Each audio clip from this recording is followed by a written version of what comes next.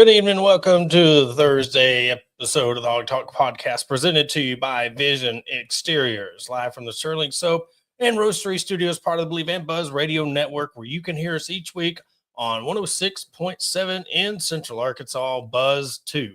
All shows coming to you by Arkansas Brewing Company and Downtown Ozark. I'm Porter Hayes. Alongside me, as always, is Adam Hall. In tonight's show, we will talk some NBA draft action. Adu Thero, where he goes, what pick, some interesting comments from a fellow podcast about Arkansas and Sam Pittman. And then after a quick break, we'll have Tyler Meyl from the ASPGA. It is the Arkansas Golf Association. They have the juniors state tournament in Fort Smith starting next week. We'll have him on to talk about that, but we'll get right into it. NBA draft going on. Thero, did not get drafted in the first round. He was invited to the green room of this, I guess, the second round green room. I don't know if there's a different one for first round or second round, but it is what it is. But we'll see where he goes. We'll follow along with the draft coverage. And if he indeed gets drafted while we're on air, we'll tell you what pick and what team he will be playing for. So Adam, gets right into it. Thoughts of this NBA draft. And I guess I want to ask you, what the heck's going on in France? It's the Wemby effect is all I can come up. I mean, there's a lot of talent over there. I think we kind of saw that, which was was a lot of your older players with the Olympics this last go around and whatnot being in Paris. But it's one of those things that the European area, like those players, they're coming at full circle is not the right word, but they're catching up, if you will. Mm-hmm. And I think that we've been seeing that for a number of years now. And, I think that's especially in the Olympics. A lot of people have been, there's people will dog Team USA if they don't win by 30 or 40 or this or that. And they, a lot don't want to admit that like the world is getting better. Mm-hmm. It's not like it was 30, 40 years ago. And I'm all for it. Whatever brings the level of competition up, I'm all for it. France has been on another level. But the thing is besides Wemby, and there are a few here and there, but it's kind of like how many of these players actually end up amounting to, let's say, superstar status, mm-hmm. or who just falls into a role player status, which there's nothing wrong with that. If you can make it, you can make it. But even the number one pick last year that went to the Hawks, and I always butcher his last name, so I'm not going to try it, but it's like Zachary Richesher or something or another. I mean, he had an okay season, but at the same time, it wasn't, in my opinion, number one draft pick worthy. So it's interesting to see. I know the guy that was selected at 8th, I think it was, Traore, whatever his name, however you pronounce it. He was one that had been in talks with Coach Cal to come to Arkansas, and he ended up staying over in France.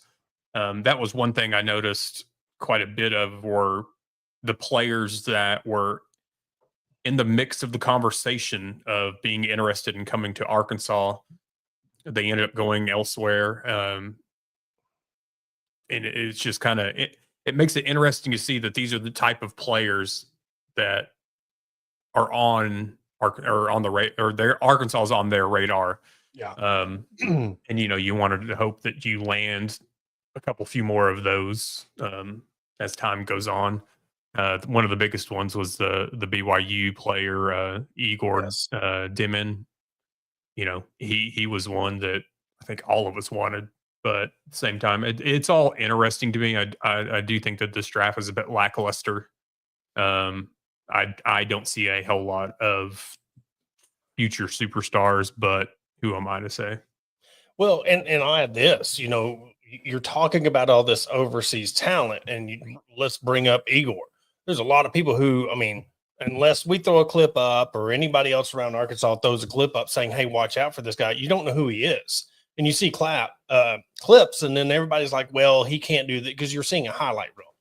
Well, now you're seeing, okay, well, Cal had a chance to get this guy. Well, who is he? Well, he just went in the top 10 in the draft at number 8. You're seeing that. And then the other one, you're talking about Troy Nolan. He went 19th at the Nets. Yeah. So what this is doing is showing, all right, yeah, unlike the women's side, when they go get a overseas player, it's because they can't get NIL, and that's what they got to deal with. Okay. You're getting quality people that are playing for their country, and you're seeing that, well, Cal ain't getting them because they're going first round of the draft. It's the same thing when it comes to this transfer portal or keep your own guys. If you have a chance to go to the first round of the draft, they're going to jet. If they're not, they're going to probably come to Arkansas. Not all of them, but the ones that are in limbo. So this gives you an example of 2 people that Cal could have had on Arkansas's roster next year went in the top 10 in the draft. So, well, there are even other players. We didn't get him away from UConn, but Liam McNeely. There was talk that he had been talking to Coach Cal, and who else was there? Forget. There's 1 or 2 others. You and I joked about how did that player from South Carolina get drafted so high, and I truly think it's just because of their game against Arkansas.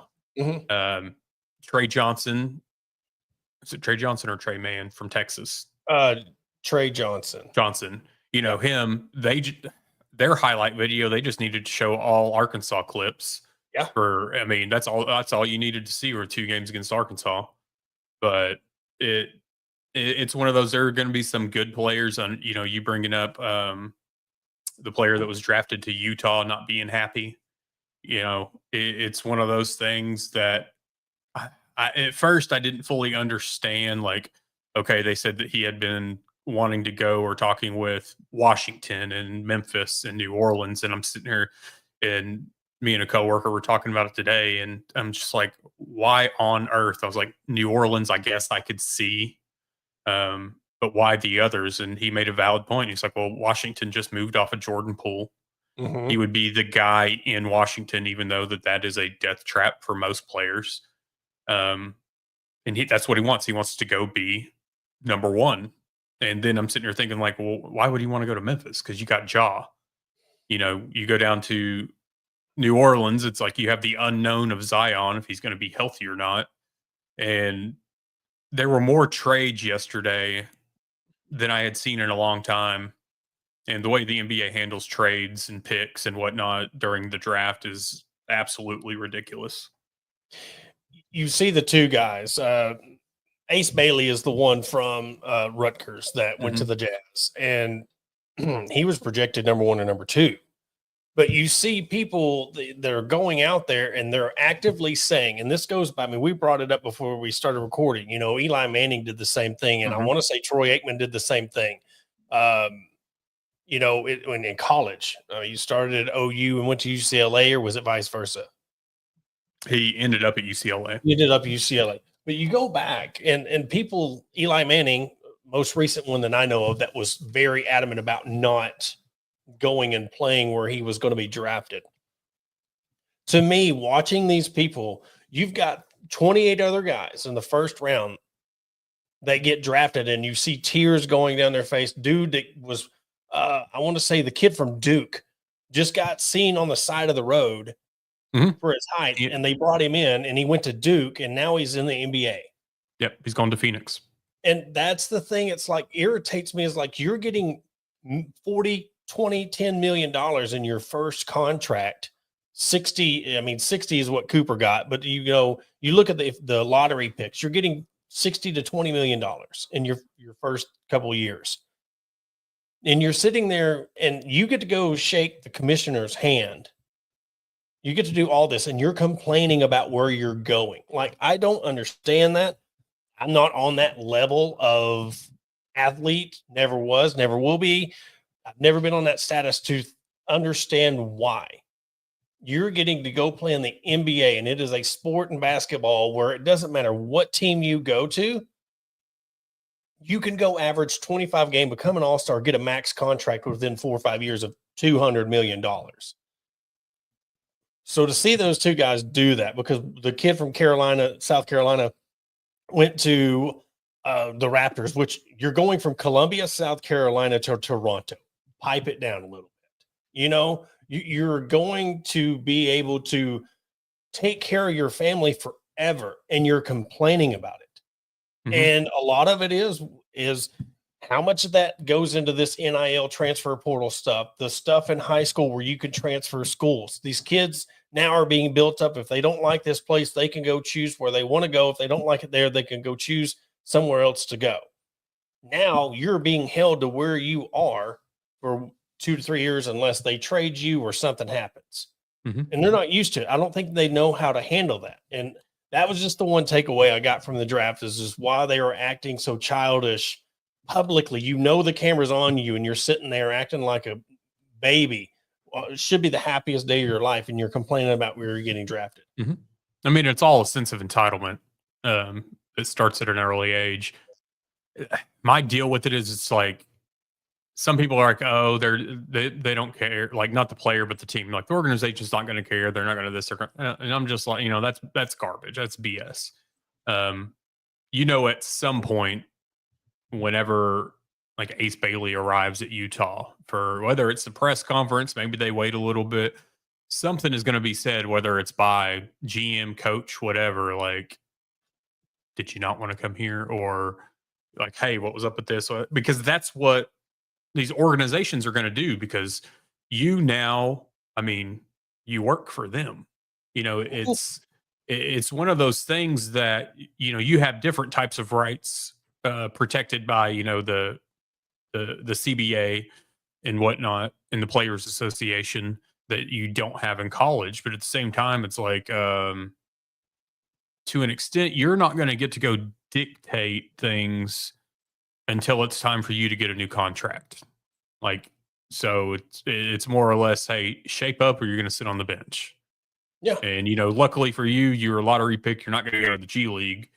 But yeah, and it's one of those that, hell, maybe one of his teammates get a hold of him and say, hey, like, cut it. You're not going to do this, whatever. Because I guarantee it's going to be one of those things in a week or two. It's going to be all smiles, putting on that Utah Jazz gear and whatever else. And hey, guess what? If I'm in your position, I probably wouldn't want to go to Utah either. But at the same time, I'm not going to balk at the opportunity. No. And again, it's not like you're going to the NFL and your third string practice squad or whatever, trying to fight for a position with somebody, and you have to develop your college game to NBA or NFL. It is a lot easier to transition your college game to NBA than it is from college football to NFL. And so again, it's just like, go ball out for a couple years, dude. If you go ball out, you're going to either get traded or you're going to get to have the option to, I'm going to forego this 4th year option in free agency. It's just one of the things that, one, I heard a report. I don't know. You don't believe anything hardly you hear on TikTok and social media, but it was like Danny Ainge did this on purpose because he knew that. I mean, because I don't think Walter Clayton Jr. wanted to go to Utah either. And he ended up drafting both of them. So there's a clip out there. You can go find it and look at it and make your own opinion with it. But I don't know. It's just life changing. And it's like, you should earn your spot because you're giving you guaranteed money and you're getting, again, an ungodly amount of money to go play basketball, and you should earn your keep anyway. You should. I mean, It goes to that entitlement. You think, well, I'm just going to go in. I'm going to start playing right away. Well, it don't always happen that way. No, and you can tell the guys too when they come, which players get better. Good players get better, but hell, you look at Tyrese Halliburton. It was one of those that he started off good and got better and better and better, and it's like some of these guys are going to have a reality check. They're going to have an ego check. They're going into situations that they still might be one of the best players on their team. And I will say for Ace Bailey, he had Dylan Harper on his team. He had a good squad, but you're now in the NBA. And, I go back to White Mamba, Brian Scalabrine. and all the people that would hate on him and talk about him or whatever. And I remember, one of his quotes was, "I'm closer to LeBron James than you are to me." And it's just one of those, like, these guys that you think are scrubs on a bench, Mm-hmm. they're not scrubs, and Yeah. it's just one of those that the egos definitely, I think, get checked once they step on the court, because a lot of these players aren't going to put up with it, and a No. lot of their new teammates aren't going And to put they'll up with find it. out because there's, you'll see the summer league. There's going to be summer league, and you'll see the guys playing, and you'll have your preseason. But you've heard all the stories about preseason. It's just warm up. But when it gets to NBA regular season, look at the kid from Brandon Miller, the kid from Alabama. It took him a while to get adjusted.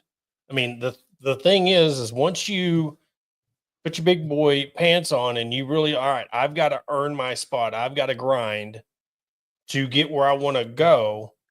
Then you adjust, and you see people that now are, Mhm. they're being productive in the NBA. And then you've got people like Jalen Williams that, was getting clowned for his celebration when the dude just won a world championship for the Thunder. And they're saying, well, he only did this and he only done that. Like, to me, it's like they're always going to find something to say negative about a situation. And that just really ticked me off because it's like he got up there and said it's because of what he said and how he did it. They clipped it up and went viral with it. And then, of course, they're going to tear him down.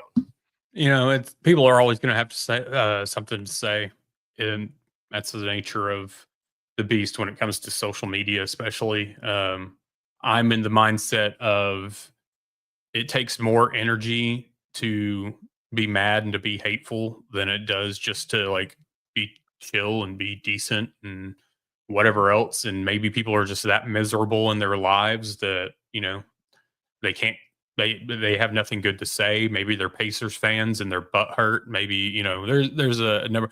Yeah. Hell, with Jalen being a Northside guy, maybe they're Southside kids that are mad because they hadn't beaten Northside and I don't know how long. I mean, there's a number of things that could come into play, but take it with a grain of salt when it comes to a lot of the comments and the hate and the whatever. Yeah. And of course, like you got Cooper Flag, going to Dallas and you see what's surrounded by him. Mhm. I mean, I'll tell you what, that West is going. It's like getting like the SEC. It is getting more stacked every year, and more teams are stacking up their rosters. And Dallas is now. I mean, we can't hold 80 to stay healthy, but you look at the other pieces they have. I mean, they have a chance to really make noise in the West next year. Mm-hmm. And it's one of those for them. For that Nico Harrison, their GM, he better hope that they make some noise because you moved on, you traded Luka without even letting your head coach know that this was going to happen. I just look at it like, I mean, if we want to go back even further, you're the reason why Steph Curry didn't sign with Nike, Nico Harrison. So it's one of those that I kind of laugh at. I can't talk much because Phoenix has been abysmal to say the least. I'm just glad they moved on from Kevin Durant. But they still don't know what they're doing. I mean, I applaud the kid from Duke that they drafted, which for those who don't know with the NBA draft, yes, Houston selected, and I can't pronounce his last name, but the center from Duke, but he's going to Phoenix. Yes. Because the NBA, when there's trades involved, the team that has the pick still makes the pick, but they make it for the team they're being traded to. And I think it's dumb because that keeps that player from getting to go up there and like put on the hat for the team that he's going to, hold up the jersey for the team that he's going to. And I think it takes away from that aspect of it. I mean, if I was a player and it's like, hey, I'm going to Phoenix, not Houston, I don't want to put on Houston's hat. Yeah. If I'm going to Charlotte instead of Chicago, I don't want to put on Chicago. It's just like I think it could be done better. It could be done like the NFL. Like, hey, this pick is happening. They've traded to so this team's on the clock, and all their graphics and all their stuff goes on. But I don't get paid to worry about that stuff too much. Well, and then you got them picking the fact that they're picking for that team. Yeah. It's like, hey, what if they went in and picked the wrong player? Like, yeah. hey, we're going to pick this player, and then you're petty about something or you're shady about something, and then you select a completely different player. Mhm. Like, I've Or wondered. then it blows up in your face. You Yeah. think you're sending to somebody trash, and they end up being rookie of the year. It's one of those, like, that is the craziest thing. Like, okay, we're picking knowing we're trading this and it's happening live. It's not like unless it's disclosed behind the scenes and we're only seeing the aftermath of it, but I'm sure that has to go into it. But it's like, hey, you better give us somebody good, or we're going to rescind that trade. And before we get further, and we can be done with the NBA after this, I told you I was going to do this for context. So, the quote came out with LeBron and Cooper Flag. And what was it? LeBron, they asked him about Cooper being drafted number 1. And LeBron basically said, hey, unlike me, he's getting drafted to a team with Hall of Famers. He's being put in a better situation, essentially. And I know even myself, you see just the quotes from LeBron, and it's always like you're always making it about yourself. So is that what you thought initially? Oh, absolutely. Okay. But go ahead, and because I'll follow. So I'll play. So I actually went and found or watched the Mind the Game podcast, the episode, and Steve Nash. This is the question, because I'm all about context. So here's the question for LeBron to answer like he did. Speaking of Cooper, he's in a position.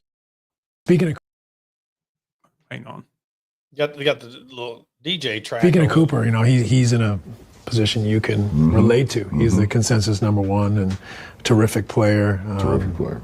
What do you remember about being in that position? Like, what advice would you give him? Like, you're the number 1 pick. The whole world of basketball is looking at you. Yeah. It's got to come with a lot of expectations. Yeah, absolutely. So, it was, all about context. Yes, yeah. That was probably, scripted. That was a WWE podcast. Okay. That is a campaign for why he will never be the GOAT. He is campaigning. The more he talks, the more he is damaging his legacy. And I never thought that. And this is, look, there is nobody in this world, and this is the way it is about that debate when it comes to who is your GOAT. There's not going to be anything that's going to sway you on who you choose as your GOAT. Nobody in the right mind can ever prove to me that LeBron James is ever going to be a better basketball player, the greatest of all time. And what he has done this preseason or offseason, he wants a month off before the playoffs, and he's talking about everything he has said. And then the ring culture. Why does ring culture matter when he spent his whole entire career chasing rings? He even said the ring when he beat Golden State made him the greatest basketball player in the world. It's what he is saying. And everybody has spun this because I don't care if the ring culture is true or not. It's the person who is saying it. If Steve Nash would have said that, or anybody else in the world would have said that, you could hold merit to that. But when he says it and he is talking about that, I don't believe a thing he says. And even with this, it was taken out of context, but it's still, I believe that. He is sitting there and he has always made it about him. So it's hard to not think, did they plant that? Did they, you have discussions. You've seen podcasts that are, hey, we're going to talk about this. We're going to go over this. So yeah, it makes it seem different, but I know the intentions are exactly the same, and I don't care. He's doing damage control or whatever, because he will never be the GOAT. And he's honestly, he is starting a case where I'm going to put Kobe ahead of him. I had him at 2, and there's a lot of people who think that's horrible.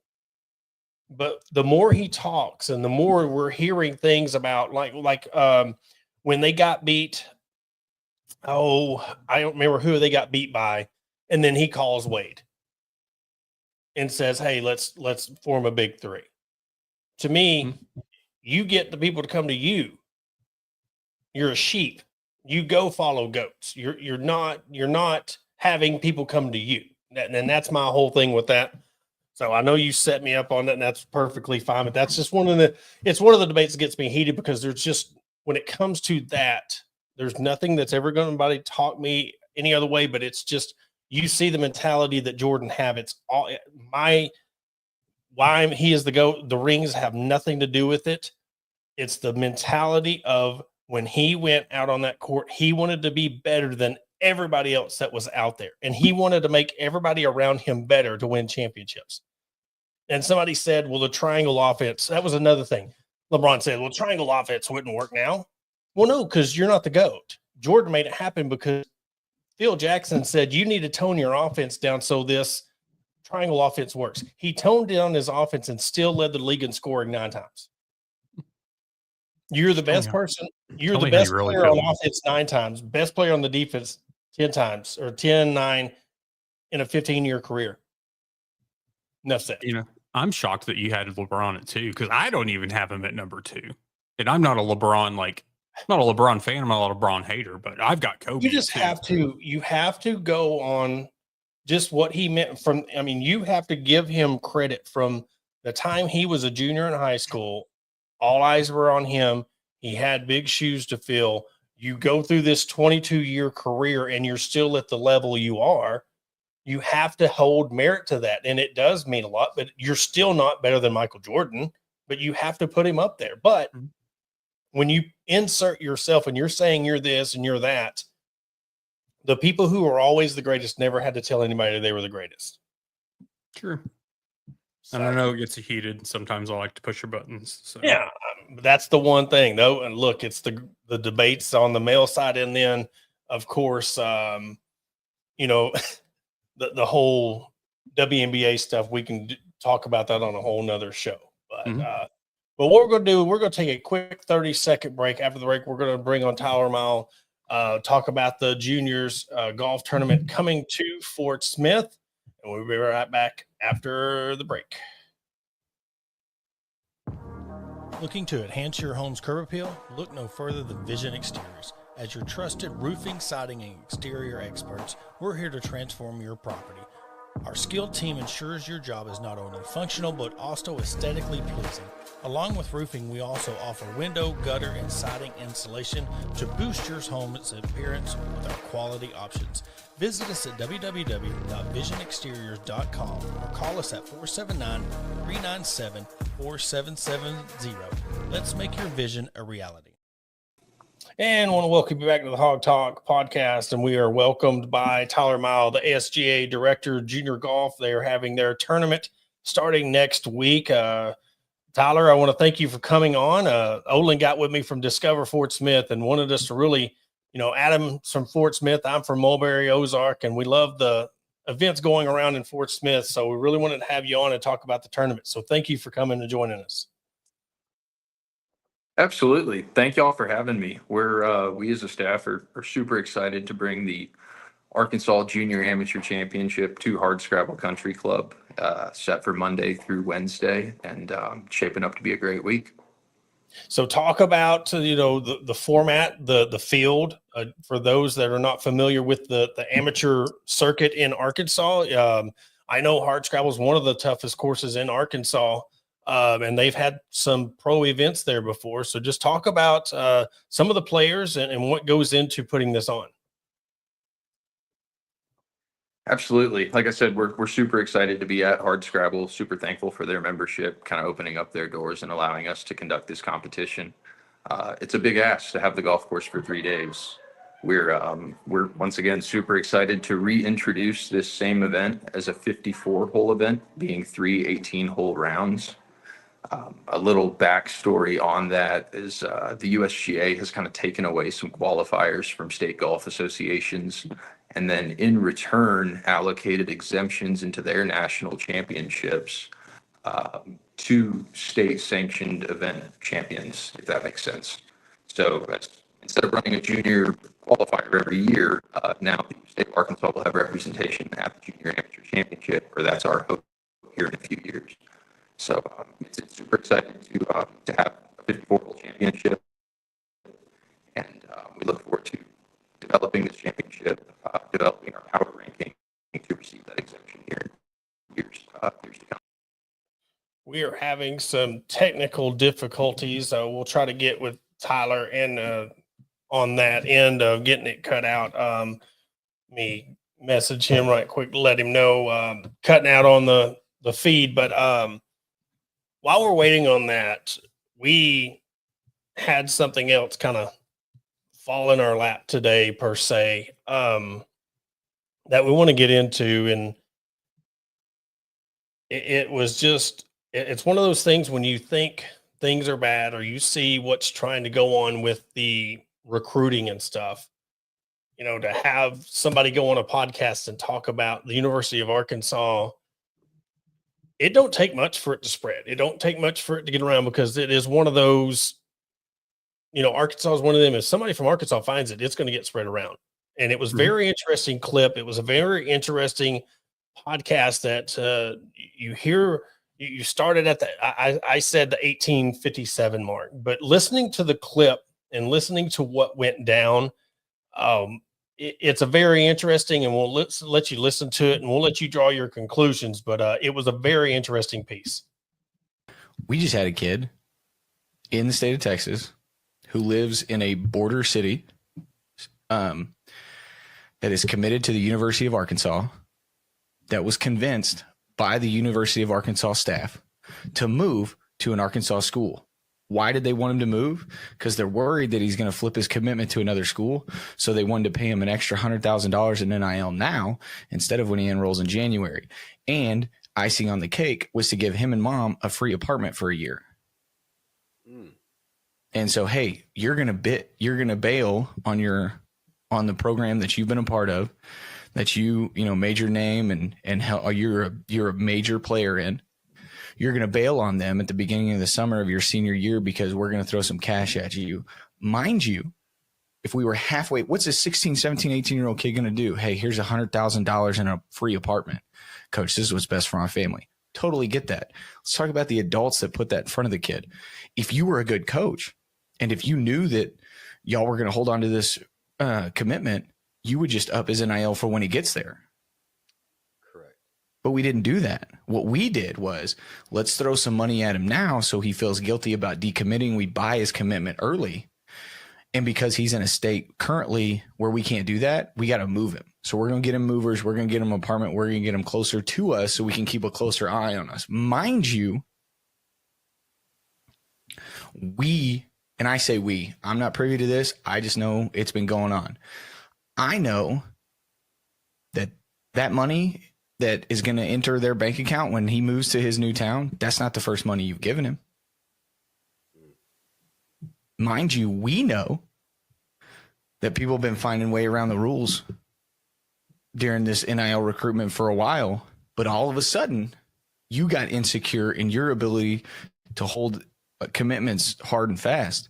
So you're going to try and even more circumvent the system of what is currently in place here in the state of Texas, so you can buy that commitment and morally guilt that kid into staying with you. And the harsh reality of it is, right, wrong, or indifferent, I've never met Sam Pittman, but he's on the hot seat right now, and this is a bad, bad way to get out of it. Because if there's one thing that you can attest to and that I can attest to, this story's going to get out. And a lot of people are going to know that they did this. And it's going to make it real hard for the University of Arkansas to come, especially if you're in a state that borders, or if you're in a city that borders another state where NIL is legal. Coach, if I let you walk these hallways and recruit this kid, how do I know you're not going to convince him to leave me? Yep. And that's the harsh reality. Those are the details. Those are the specifics of where we are in high school recruiting for college football in the modern day. And again, don't blame the kid. Totally understand. If somebody told me when I was 17 years old, I'm going to give you $100,000 check and a free place to stay, shoot, where are we moving? Yeah, it's crazy to hear that. And then, of course, like, he didn't shy away from naming the school, naming the coach. But the biggest thing is with recruiting the way it is. And you're saying, if you're telling kids to move to your state, he made up a great point. How are you going to gain the trust of these high school coaches that you're not going to take them from your school out of state and have them move to Arkansas because of a loophole? And if this is true or not, I mean, it's one of those things that, like he said, it will get out. There's more people that's going to talk about this. Had this sent to me from another media member. So it's one of those that this is, I mean, there's going to be people talking about this today, tomorrow. So this isn't going to be something that people aren't going to shy away from. They're going to want opinions by this, but it is very alarming that if you're saying that he is coming in there and offering apartments and this for the families, it'll be intriguing to see how this all plays out. If it's true, allegedly, this is what he said, but if this gets out and I don't know what kind of trouble they can get into with all this new stuff. I don't know what's legal and not legal anymore, but the next couple of days is going to be interesting when all this comes out to, the bigger outlets. Mm-hmm. Well, like, Transphone Texans comment here. How does the university give a player and his mom a free apartment to move? I mean, go back to it's been done for years, whether it's been Reggie Bush or whether it's been SMU back in the day. I mean, it's gone on for years. They've found ways around it. You put it in somebody else's name or whatever the case may be. I'm in this boat that I'm not gonna necessarily like defend Coach Pittman or Arkansas or what. I mean, I there's multiple parties at fault here. This mindset of a lot of this comes back to if you had a better coach, better program, you had a better team, whatever the case may be, would you have to worry about being concerned if that kid's going to jump ship to another team? Mm-hmm. So you're going to, cheat the system, if you will, and give them that to get them on this side of the border in Arkansas. It's one of those, I think if you weren't struggling to get into bowl games, it wouldn't be something you worry about. I mean, here we are, was it yesterday or the day before? You lose the number one player in the state of Arkansas to Oklahoma State. You're on the verge again of losing your top 3 or top 5 in-state kids to out-of-state programs.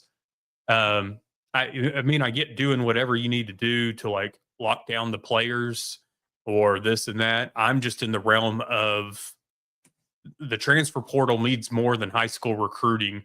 Why are you potentially penalizing yourself, your team, your program for something like this when who's to say that this player is even going to be on the roster in 2 seasons? Who's to say that this player is not going to transfer to Texas A&M, to SMU, to wherever?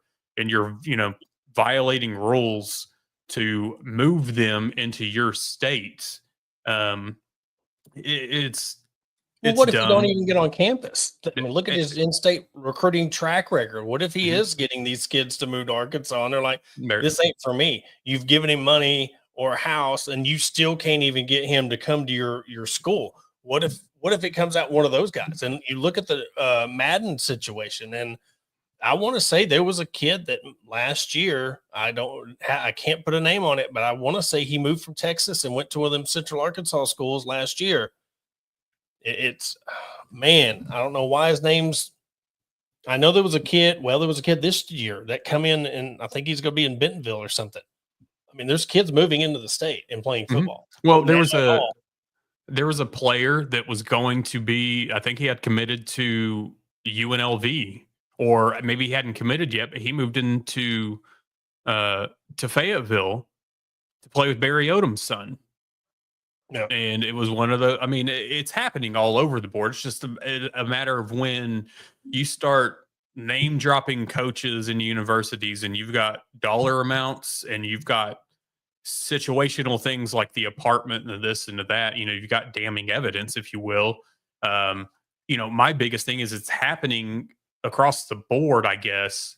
But the point I took from a lot of that is if I'm a high school coach and I know that this is happening, like, I don't care. I want the best situation for my players. I want them to go to the best schools that they can go to. But I don't want you as a NFL or an NCAA coach to put me in a position as a high school coach that I'm going to lose my top talent so that you can bring them into your state for their senior year. I think that right there is the kind of major line being crossed just because unauthorized payments and other things are happening across the board. They always have been. They always will be. But you're now making yourself have a reputation that is going to potentially make it more difficult for you to go into Texas, Louisiana, Tennessee, Mississippi, Missouri, states bordering Arkansas, because those coaches are then going to worry, are you going to try to bring this player into your state and me lose Absolutely. out on his talent on my roster for his senior year? And guess what? That coach is probably like, all right, you got this one. But if you think you're going to come into this region again and get any players, because coaches are going to talk. Hey, this guy come in here and he wanted to recruit my kid. Then he told him to move to Arkansas for this XYZ reason. You think he's not going to be welcome in that area. And if that kid's talented, there's going to be a next one in that same area of that state. And so you better do good with that one, because that's the only one you're going to get if that's the case. So I just thought it was interesting hearing that this time of year and that podcast. And we have the podcast up. You can go listen to it. We got it linked up if you want to listen to the whole clip. It's about 3-4 minutes about that. But we're going to go back to Tyler, bring him back on, better connection, and talk to him about the junior golf. Sorry All right. about that. No, you're good. You're good. Got boots on ground at Shadow Valley Country Club today, working on a collegiate showcase event. But to kind of pick up where we left off, we're super excited for the event. It's unbelievable that we get to have it at Hardscrabble. As far as the genetic makeup goes of the tournament, if you will, the field's set for 107 kids. And something that kind of gets me excited is there's no former champions in the field. And, make no mistake, the talent is there, but there's not a clear cut, this is who's going to win in the back of our mind. For all the Razorback fans out there, Jack O'Keefe, Razorback, All-American for the Arkansas men's golf team. He's got 2 of his youngest sons, Henry and Hogan, in the field. If there was a line out there, there'd probably be, we're betting on junior golf, but they would be up there. There's a couple other kids who recently qualified for a U.S. Open final qualifying, made it through locals at Hot Springs Country Club and made the trip down to Atlanta, Georgia. One of them, Jack Denry, in his first round, he beat Jason Duffner by 3 strokes that morning. So to kind of put it in context, these kids are way better than myself, better than half our staff. I won't name names, but it's set to be a great event. I don't know where we got cut off, but we are reintroducing a 54-hole tournament with the kind of reason behind that being to receive a power ranking that allows us to have an exemption from the USGA. So in years moving forward, the state of Arkansas will always have state representation at the national level for what is the Super Bowl of junior golf in the United States. And talk about the talent in Arkansas. You're talking about it's deep. You have a lot of talented and going on to the pros, because I'm sure if you're talking about the national amateur. So when you go, what is the process of going from amateur to pro? Is it you got to qualify, win amateur, and then qualify at these pro tournaments? So what's the process of this? Yeah, I mean, we don't really deal with that transition in junior golf, at least. It's more so taking the leap from high school to collegiate. When you look at our 2024 champions, where the event was conducted at Sage Meadows in Jonesboro last year, both individuals are playing Division I golf. One for the Arkansas Razorbacks, our junior girls champion was Miss Anna Kate Nichols out of Little Rock. And then Cole Kirby, who was kind of a hometown hero, was playing for Arkansas State. So it's like I said, there's not a clear cut, horse in this race that we know is going to be there, but more so, 5, 6, 7, 8 on the boys' side. It could be 15. And then on the girls, there's a solid 5. Once you have your, let's say, locations selected for these events, what is the process or timeline of getting everything ready for, we'll just use Hardscrabble as the example? Man, it's kind of a mad dash, but at the same time, some long-term planning. Our staff is tiny but mighty with 5. Ever so thankful for the USGA Boatwright internship program. I had a parent ask me the other day, do you rest and recharge in the winter? I was like, no, I recharge in May when the interns get here. So we run about 35 championships all throughout the year, and then contingent on the year, 4 to 6 USGA qualifiers. So, this date was picked out months and months and months in advance. But we've also had multiple junior championships leading up to this one. So it's, it's a busy time of year for us, most certainly. Woke up at 5 a.m. today to drop the trailer off in Fort Smith, get up to Rogers, get dinner with the parents tonight because I'm a Fayetteville kid at heart. And then, we'll have boots on ground for a few days leading up to the event just to kind of, soak in the golf course. Is there any nuances of the course that need to be addressed? Kind of developing a local rule sheet so that, everything is kind of tied up on our end from a rules standpoint. But it's a lot of work, but a lot of fun. I've got a dog at home and 107 children this week. So we're looking forward to it. They've all got their own little unique personality, some louder than others. So just talk about the difficulty of the course. I mean, on this level, I'm sure they've played all over Arkansas. So where does this course rank for the junior amateur level and the ones in the state of Arkansas? Is this going to be a more challenging course for them, or is this something that they're used to playing on and may the best person win?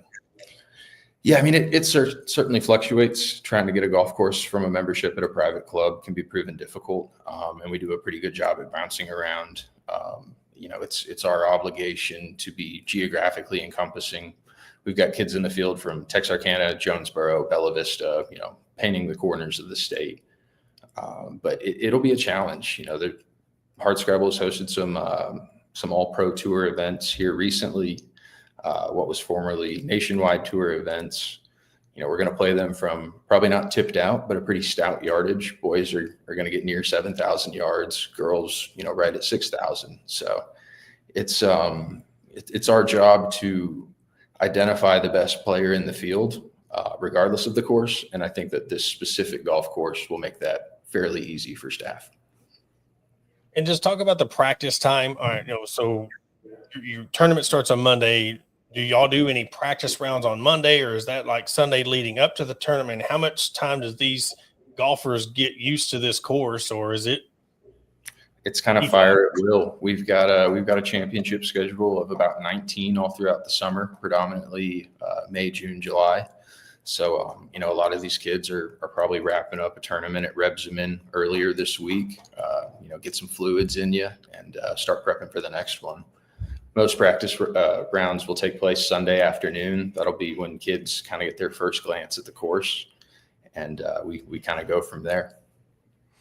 At any of these events, and this is more kind of a lighthearted question, do you have any rambunctious fans that show up to these events and, make fools of themselves or think that they're coming to watch like Happy Gilmore or anything like that?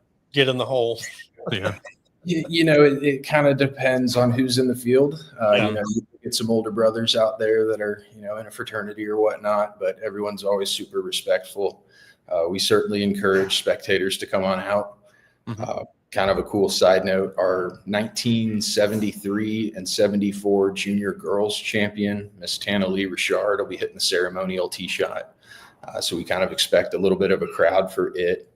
But, come one, come all. If you're in the area, come on out. I'd be found remiss if we didn't give a shout out to Simmons Bank, kind of our all-encompassing sponsor. They'll be out there with a smoker, grilling hot dogs and brats the first 2 days. Yeah, just talk about it. The people that are wanting to come out. Is there any admission? Is there a link to go, sign up for this and just talk about the things for the spectators, what they can look forward to in this tournament? Man, our only rule is be respectful and stay on the cart path. We like to say that we're guests too, wherever we go. So we certainly want to leave the place better than we found it, knowing that, 107 kids are going to play the course 3 times more or less, but no admission, nothing like that. Like I said, we'd welcome anyone that wants to come out. It's, you hear the word junior and you think there's a stigma with that of, being not so great. But like I said earlier, half of them are better than us. So it's really fun to watch. Half these kids can't even drive themselves to the golf course, And I'll deep dive into that technology now. You seem like every town now, they have the golf simulators and it's legit. You can play pro courses, and I don't know how accurate those things are. I'm a lefty, so I've always been horrible at golf because I could never find a good set of clubs. The one time I did breakdown. I went to academy, got a set of clubs, went out, and they were junior clubs, and I was an adult. So that's just my calling to never play golf. But you talk about the technology and the training and stuff. How much have you seen that really help these kids get better at an earlier age in this modern era? Absolutely. I've been director of junior golf, or had the privilege of serving since 2020. And even since then, especially during COVID, simulator rounds, practicing on short courses, target golf. But it has evolved the game a little bit, in my opinion. But at the same time, the secret's in the dirt. It's hard work. We kind of joke with kids every once in a while, like, hey, your socks are still on, but it's really just this egregious tan line that they have because, they're out there for hours and hours and hours. It's a guarantee that whoever comes away with the trophy come Wednesday afternoon, they've certainly put in the work, and it wasn't by coincidence. Well, Tyler, we really appreciate you coming on, talking about the tournament again in Fort Smith starting Monday, Tuesday, and Wednesday. I want to give a special shout out to Discover Fort Smith, really highlighting a lot of the things going on in the area. So head to their website, Discover Fort Smith. They have all of the new things going on in town and highlighting the golf tournament. But Tyler, thank you for coming on. Absolutely. If anyone can't make it out, all results will be posted at asga.org. And we certainly appreciate y'all's time tonight. Thank you for having me. Thank you, sir. Thank you. That was Tyler Meyl of the ASGA. I went and watched one of the golf events at Hardscrabble a long time ago. I mean, it's one of those, you don't have to be good at it to enjoy it. And when Tiger come back and won the Masters, and everybody had counted him out, it's one of those things again. When you go back to that GOAT conversation that we talked about, Adam, it's like Tiger Woods is like, you knew when he stepped on the court or the course, he was hard to beat. He had the Sunday Reds out. He was one of them in his prime. Everybody feared him. And you see what has become of him. Even when you counted out, he still showed, I still got it. But yeah, if you're out in Fort Smith, head over to Hardscrabble Country Club over there in Fort Smith and watch some good golf this weekend. And again, appreciate everybody for coming on and talking with us about it today. But yeah, I really do, Adam. I want to kind of get back into that subject about what we talked about before we had Tyler on.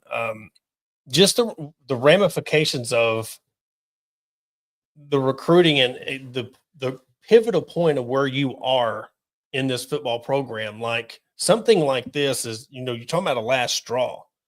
You are at a key point of your career at Arkansas where you need this year to potentially save your job.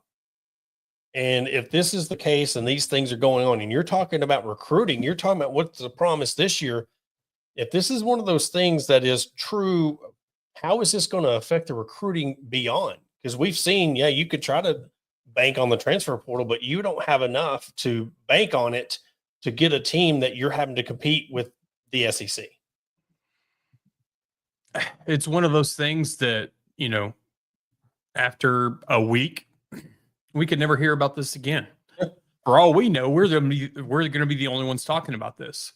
I feel like we're in a day and age. It either gets blown up or it gets forgotten about quickly. I think that this is something I don't feel like from the NCAA standpoint, from the SEC standpoint. I don't feel like there's really going to be a whole lot that comes of it. I think that more so what needs to be worried about is like what we've talked about is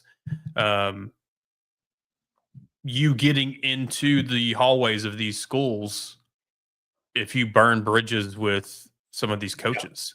Because, do you not think that these coaches, this head coach is going to say something to another head coach or hey, if they're at a, let's just say a district or area meeting of all these coaches, they're not going to say, hey, why don't you think twice about letting Arkansas walk through the door?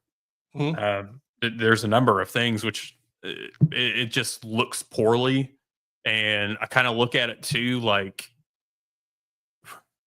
when you are at this mediocre level, it doesn't do you any favors.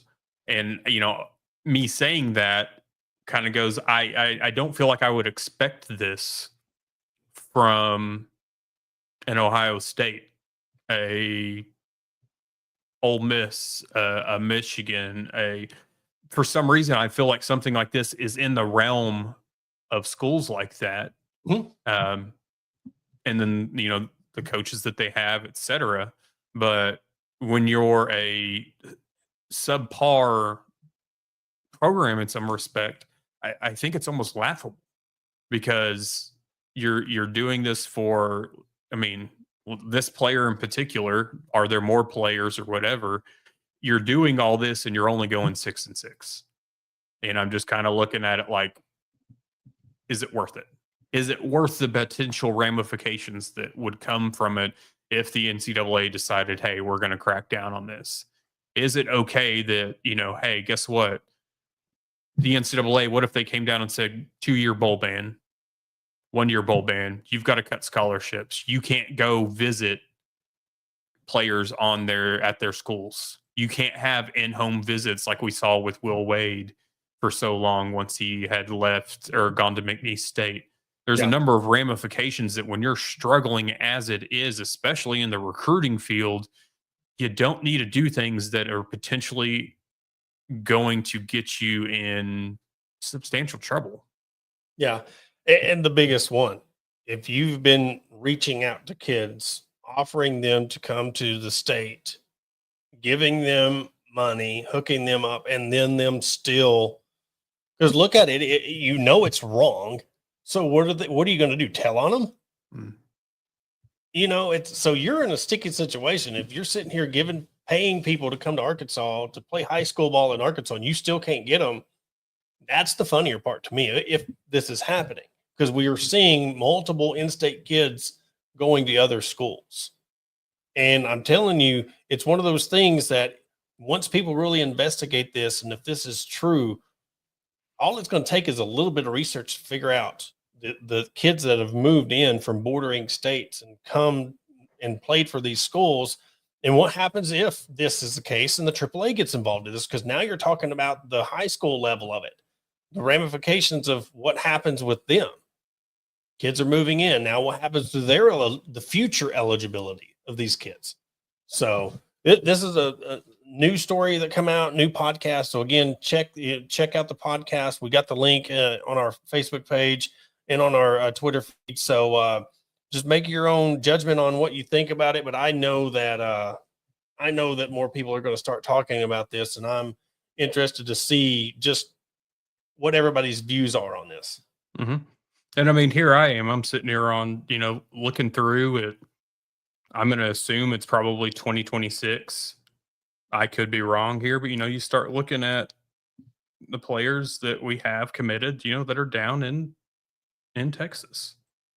And so, I start to wonder. And I don't know if this was specifically Texas, because when you look up the coach. Well, he said Texas in that. Oh, he said Texas. Okay. Because I looked him up and so it's just it's one of them that, again, we'll reach out and see about, all that. But yeah, the reason why I said, do we know, I forgot about the Texas part, but when you look at him, one of them was a coach at Tennessee, but it's a podcast. You can look it up. But yeah, I can't wait to see what comes of this. And when this all unfolds, what happens with it, or like you said, if it's something that in a week or two, it's gone. I mean, I'm sure there's going to be some that are, if anything comes of this, we're going to blame Hawg Talk for bringing this to light and for putting this out there for, the university or the SEC or whoever to see. But guess what? It was going to get found out anyway. They going to ban us? I mean, I heard they don't ban their black flags. So, I heard they don't do that kind of stuff. So, I don't know. It's one of those deals, but we'll see how it goes.